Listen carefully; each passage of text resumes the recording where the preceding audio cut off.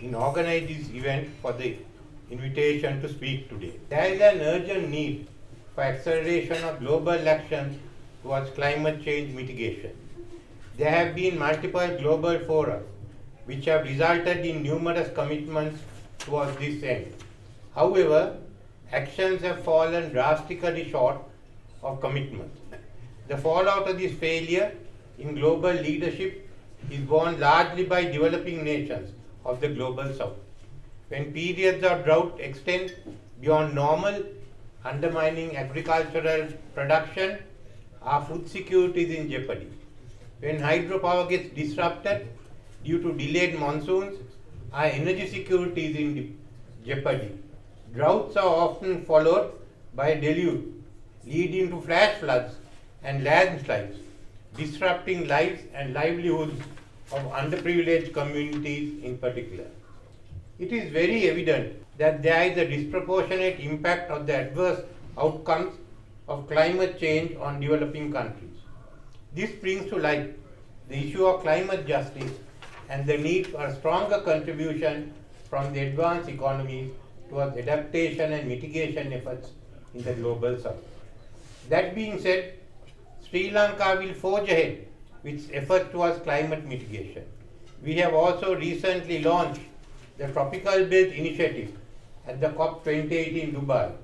This creates a framework for catalyzing private investments in forests, energy, oceans, mangroves in the countries of the tropical belt. Today I want to focus on one key aspect of such efforts, which is our drive towards renewable energy. In fact, Sri Lanka is a country with a long history of renewable energy. Since independence, Sri Lanka developed an extensive network of hydropower, commissioning its first major hydropower system in the 1950s, which was 4 reservoirs. For most of the country's energy needs, we then started the Mahaveli Development Project, which then again brought in 5 major reservoirs, and together with the Valave Ganga was the 6th. The last of the Mahaveli Ganga projects were completed about 7 years ago. With this, we have exhausted our major known sources for hydroelectricity. Even today, hydropower accounts for around 40% of Sri Lanka's installed electric generation capacity.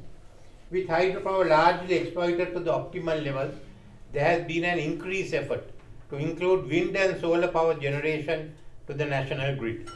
The government is now accelerating process to ensure that by 2030, 70% of Sri Lanka's electricity needs are fulfilled by renewable energy sources. To reach this target requires a large investment of up to 11.5 billion US dollars. However, until recently, the framework for private investment in the renewable energy sector has not been very conducive. Over the last 2 years, several measures have been taken by the government to correct these shortcomings and ensure an optimal investment climate for renewable energy is in place. 1. Financial reform. The first step was to ensure cost-reflective pricing. Between 2014 and 2022, electricity tariffs had not been adjusted. This resulted in a major cash flow problems for the Ceylon Electricity Board that sometimes led to payment delays to power suppliers. However, from August 2022, we have shifted to a cost-reflective pricing structure. Accordingly, electric tariffs are revised every quarter to reflect cost on a forward-looking basis. The CEB, which has long been a loss-making entity, returned a profit in 2023, enabling it to settle significant levels of past debt along with some balance sheet restructuring. The company now has a stronger balance sheet, a far stronger cash flow position, and a pricing structure that ensures liquidity. Rigidity in the feed-in tariff has also been a concern of past investors. However, this has also been addressed with greater flexibility being introduced to the tariff options, including choices between fixed tariff and variable tariff formula. In addition to internal reforms, we are also putting in place the framework to attract green financing. Sri Lanka has developed the Roadmap for Sustainable Finance, Green Finance Taxonomy, and the SDG Investment and the Green Bond Framework that is currently under formulation, enabling environment for Sri Lanka to have a robust engagement in climate finance. The availability of sustainable finance will be an added boost for renewable energy investments in Sri Lanka. 2. Legislative reforms. There has also been legislative barriers to large-scale private investment in the renewable energy sector. Those legal hurdles have also been cleared through necessary amendments to the Electricity Act introduced in 2022. Institutional reforms. Thirdly, the government is in the final stage of implementing the unbundling of the Ceylon Electricity Board. This will result in a greater financial and operational autonomy for distribution, generation and transmission arms of the CEB, resulting in competition and transparency. While private participation in generation is already available, the unbundling process will open up opportunities for private participation in distribution as well. This major reform, implemented with the support of the Asian Development Bank, will ensure the CEB operates at the frontier of efficiency, delivering the best outcome for consumers and the most competitive and efficient producer of electricity. The draft legislation for this reform has already been published last month. The infrastructure improvements, the ambition of 70% electricity from renewables also requires improved system efficiency and upgrades to integrate more renewable energy, particularly from 2026. Investments will be required in storage, transmission and distribution, along with ongoing private investments in generation. Plans for this integration up to 2030 are in place and have begun implementation. Following the major reforms implemented in the energy sector in the last 2 years, there has been renewed interest in this sector. There are already large-scale solar and wind power projects that have commenced implementation. A major Indian player has commenced to implementation of 350 megawatt wind power plant that is expected to be commissioned in 2025. The same player is considering a further $750 million investment in wind power. Wind power is a major opportunity for Sri Lanka.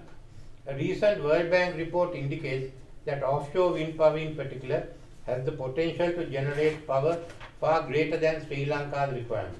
Consider this, Sri Lanka and India in advanced stage of talks regarding grid interconnection to enable Sri Lanka to export surplus electricity, particularly the fast-growing industrial belt in the southern part of India. There is also the potential for solar energy. The potential for wind power has been estimated so far at about 40 gigawatts.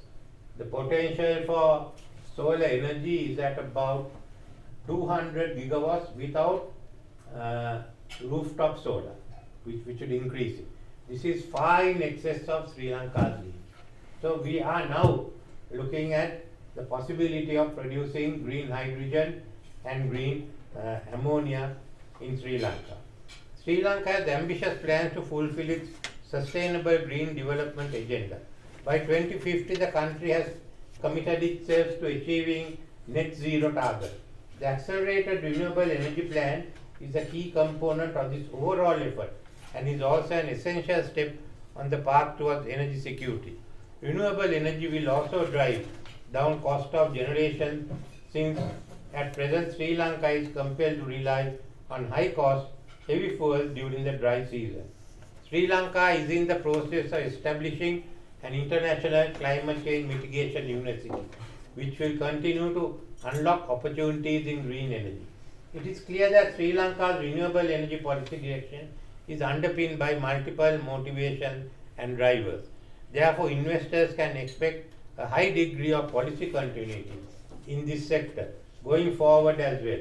This is the best time to invest in Sri Lanka's renewable energy journey, and I have no doubt such investments will generate significant value for shareholders and Sri Lanka's consumers over the next several decades. Thank you.